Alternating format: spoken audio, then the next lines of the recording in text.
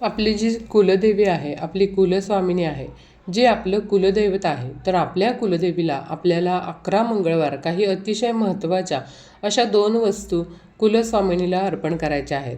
आपल्या प्रत्येक घराण्याची एक कुलदेवी असते.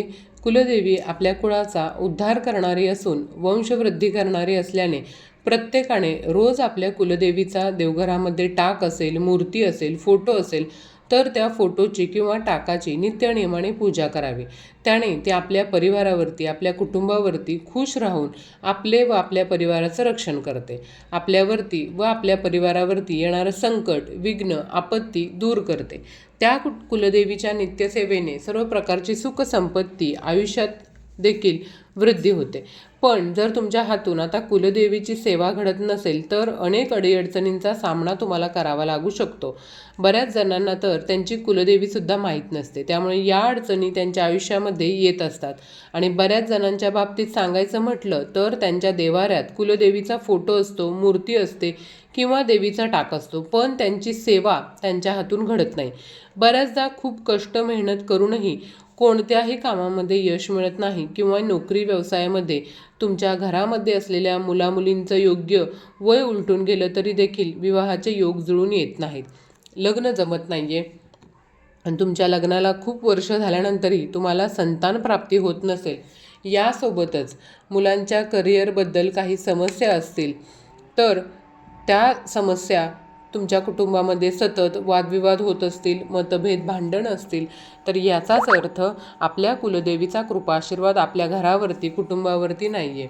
म्हणूनच आपल्याला या समस्यांचा सामना करावा लागतो. तर आजच्या व्हिडिओमध्ये आपण एक अतिशय प्रभावी सेवा पाहणार आहोत. या सेवेमुळे तुम्हाला कुलदेवीचा आशीर्वाद नक्कीच प्राप्त होईल आणि तुमची कठीणातील कठीण इच्छापूर्ती होईल. तर या सेवेमध्ये तुम्हाला फक्त आणि फक्त 11 मंगळवार कुलदेवीला ही एक वस्तू अर्पण करायची आहे.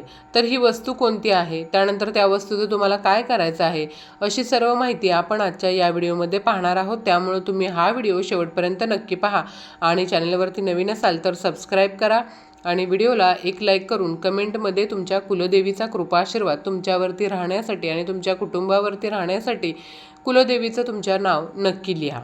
तर बघा, आता कुलदेवीची सेवा करण्यासाठी आपल्या देवघरामध्ये कुलदेवीचा फोटो, टाक किंवा मूर्ती असणं आवश्यक आहे.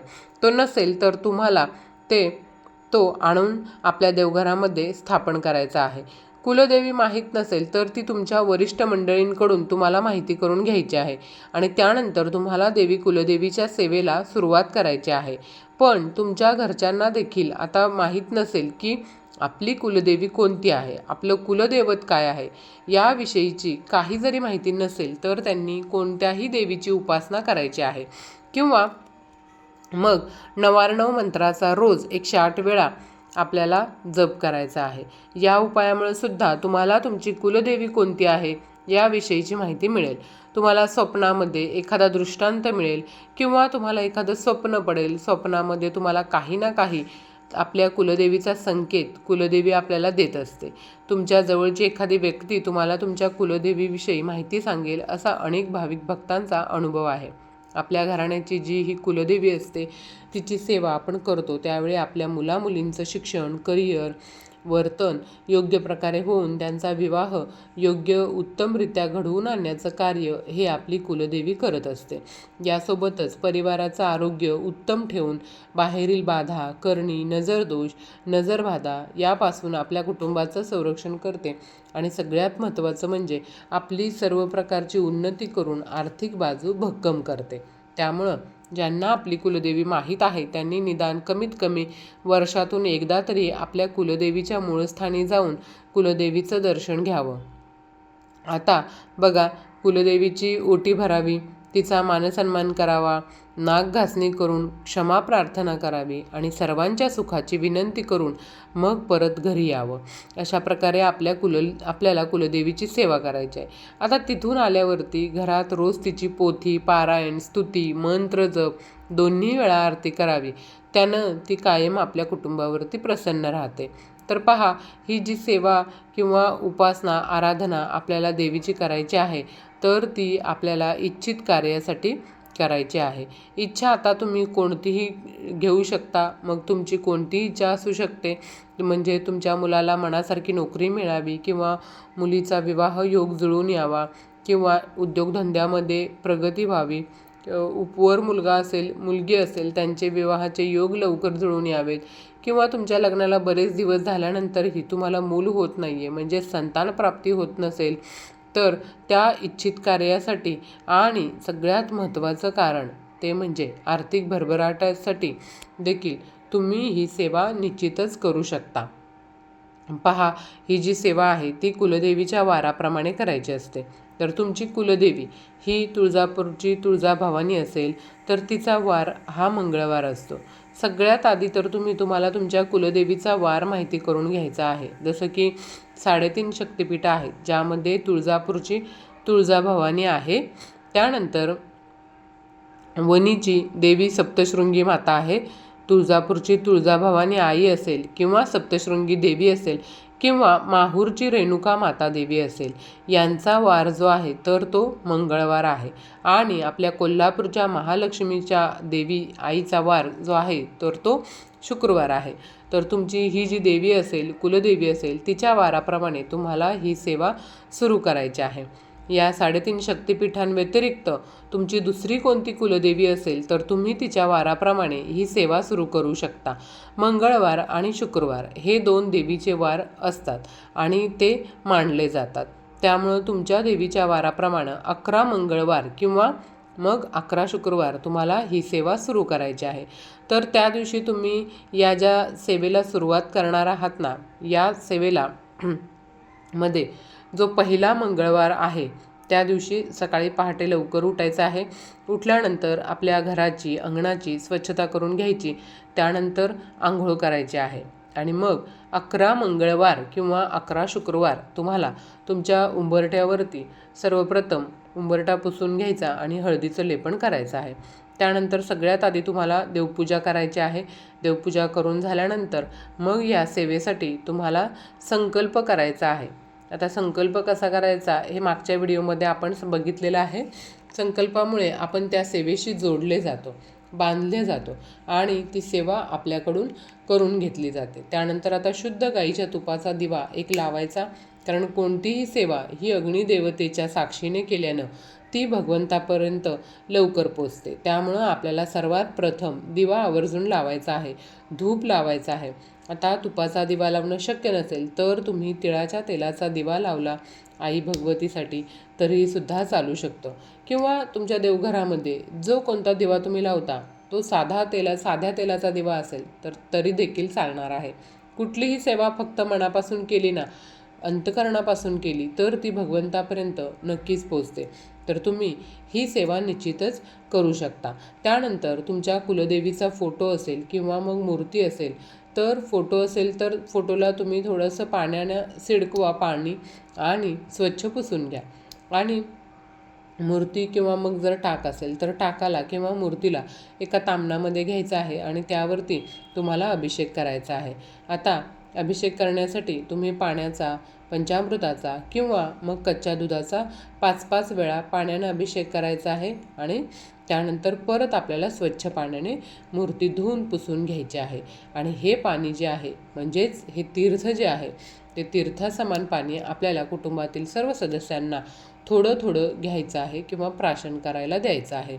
आणि जे उरलेलं पाणी आहे तर ते तुम्हाला एखाद्या झाडाच्या बुडाशी टाकून द्यायचं आहे. तर आपल्याला तुळशीला हे पाणी न टाकता इतर कोणत्याही झाडाला तुम्ही टाकू शकता.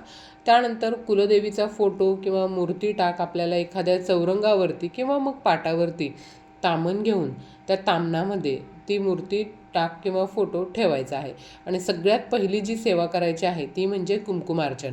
आता कुंकुमार्चन म्हणजे देवीच्या चरणापासून ते मस्तकापर्यंत कुंकवाने केलेलं अर्चन, याला कुंकुमार्चन असं म्हणतात. हे कुंकुमार्चन तुम्हाला 11 वेळा करणं शक्य असेल तर 11 वेळा करा, 16 वेळा करणं शक्य असेल तर 16 वेळा करा किंवा मग 108 वेळा करा. आता ज्यांना 108 वेळा करणं शक्य नसेल त्यांनी किमान 16 किंवा 11 वेळा तरी आवर्जून करायचं आहे. कुंकुमार्चन करत असताना नवार्णव मंत्राचं पठण करायचं आहे. तर नवार्णव मंत्र असा आहे, ओम ऐं ह्रीं क्लीं चामुंडाय विच्चे. हा नवार्णव मंत्र आपल्याला पठण करायचा आहे. बघा, नवार्णव मंत्र परत एकदा सांगते, ओम ऐं ह्रीं क्लीं चामुंडाय विच्चे या मंत्राचं तुम्हाला पठण करायचं आहे. करत असताना कुंकुमार्चन केलेलं कुंकू एका डबीमध्ये भरून ठेवायचं आहे आणि ते प्रत्येक मंगळवारी शुक्रवारी तुम्ही परत कुंकुमार्चन करण्यासाठी वापरू शकता. वारंवार या कुंकवावरती सेवा केल्यामुळं या कुंकवामध्ये प्रचंड शक्ती निर्माण होते आणि ज्यावेळेस तुम्ही एखाद्या महत्त्वाच्या कामासाठी बाहेर जाता तेव्हा तुमच्या कपाळावरती त्या कुंकवाचा टिळा तुम्हाला लावायचा आहे. आणि तुम्ही जर का टिक्का लावून गेलात ना, तर तुम्ही ज्या कार्यासाठी घराबाहेर गेलेला आहात त्या कार्यामध्ये तुम्हाला 100% यश मिळतं. एवढी प्रचंड शक्ती, ताकद या कुंकवामध्ये असते. कुंकुमार्चन झाल्यानंतर देवीला 2 महत्त्वाच्या वस्तू अर्पण करायच्या आहेत. तर त्याआधी देवीला सगळ्यात आधी आपल्याला हळदी कुंकू, अक्षदा, फुलं हे अर्पण करून घ्यायचे आहेत. मग धूप दीप ओवाळून घ्यायचा आहे आणि त्यानंतर मग प्रत्येक मंगळवारी किंवा शुक्रवारी खडीसाखरेचा नैवेद्य देवीला अर्पण करायचा आहे. आता तुम्ही मंगळवारी खीर बनवू शकता. मग त्यामध्ये साबुदाण्याची खीर, रव्याची खीर, तांदळाची खीर, मखाण्याची खीर तुम्ही निश्चितच बनवू शकता. पहिल्या मंगळवारी किंवा शुक्रवारी तुम्ही जो नैवेद्य देवीला मातेला अर्पण केलेला आहे ना, तोच नैवेद्य तुम्हाला 11 शुक्रवार किंवा 11 मंगळवार ठेवायचा आहे. आता तुम्ही जर खीर ठेवलेली असेल पहिल्या मंगळवारी, तर नंतर किंवा 11 शुक्रवारी, तर तुम्हाला प्रत्येक 11 मंगळवारी किंवा 11 शुक्रवारी तीच साखर तुम्हाला ठेवायची आहे. त्यामुळं बघा, हे तुमच्यावरती डिपेंड आहे. त्यामुळे शक्य नसेल तर साधी खडीसाखर तुम्ही ठेवली तरी देखील चालणार आहे. त्यानंतर देवीला एक अतिशय प्रिय असणारी वस्तू, ती म्हणजे आपल्याला देवी मातेला गजरा अर्पण करायचा आहे किंवा वेणी अर्पण करायची आहे. आता ही वेणी किंवा गजरा आता तुम्ही मोगऱ्याच्या फुलांचं अर्पण करू शकता आणि जी वेणी असते ती वेणी शेवंतीच्या फुलांची देखील आई भगवतीला अर्पण करू शकता. आणि हा गजरा, वेणी आपल्याला प्रत्येक मंगळवारी आई भगवतीला अर्पण करायची आहे. आणि यानंतर सगळ्यात महत्त्वाची वस्तू, ही वस्तू अर्पण केल्याशिवाय तुमची सेवा पूर्ण होणार नाही. तर ती वस्तू म्हणजे तुम्हाला एक पानाचा विडा देखील देवीला अर्पण करायचा आहे.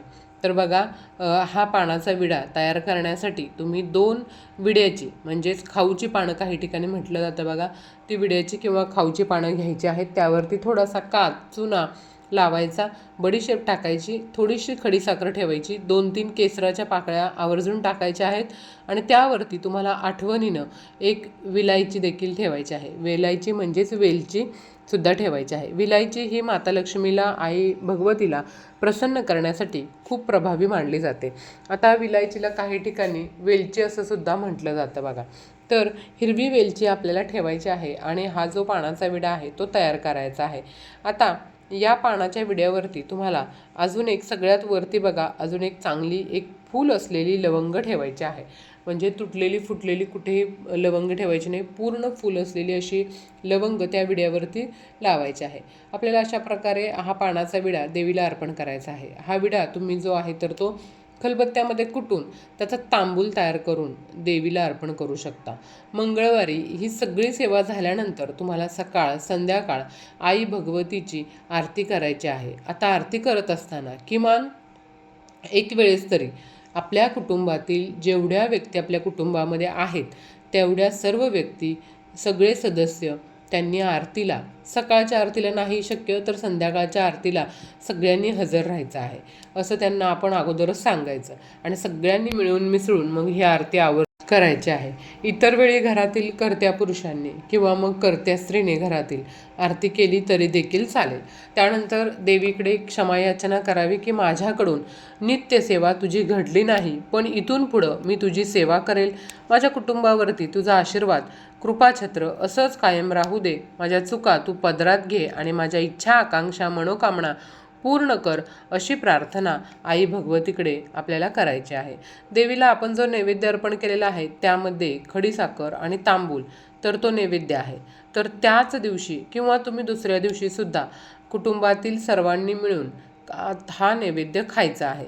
बाहेरील व्यक्तींना हा जो प्रसाद आहे चुकूनसुद्धा द्यायचा नाही, किंवा ज्याच्यासाठी आपण ही सेवा करत आहोत, जसं की बघा आपल्या मुलामुलींचा विवाहाचा योग जुळून येण्यासाठी आपण करत असं, तर त्या व्यक्तीला किंवा एखादी घरामध्ये आजारी व्यक्ती आहे तिचं आजारपण दूर व्हावं, किंवा तुमच्या पतीला नोकरीमध्ये व्यवसायामध्ये बढती मिळावी, तर त्या व्यक्तीलासुद्धा तुम्ही हा जो नैवेद्य आहे प्रसाद म्हणून खायला द्यायचा आहे.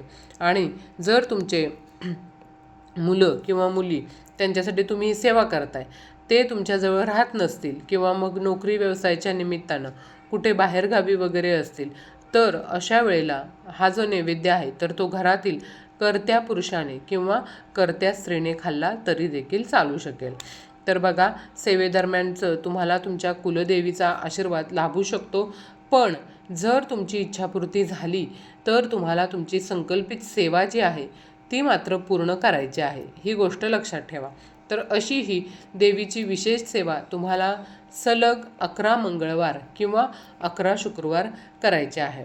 आता यामध्ये बघा, कधी कधी काय होतं, आपला एखादा मंगळवार चुकला, म्हणजे जसं की आता आपले प्रॉब्लेम्स म्हणजेच पिरियड्स आले, तर आपला मंगळवार एखादा त्यामध्ये जाऊ शकतो, किंवा मग कुठे आपल्याला अचानकपणे बाहेरगावी जावं लागलं किंवा सुतक आलं, तर अशा वेळेला काही अडचण आली, तर अशा वेळेला काय करायचं, तो शुक्रवार किंवा मंगळवार तुम्हाला सोडून द्यायचा आहे, आणि त्याच्यानंतरचा जो पुढचा मंगळवार येणार आहे किंवा पुढचा शुक्रवार येणार आहे तो तुम्ही पकडू शकता.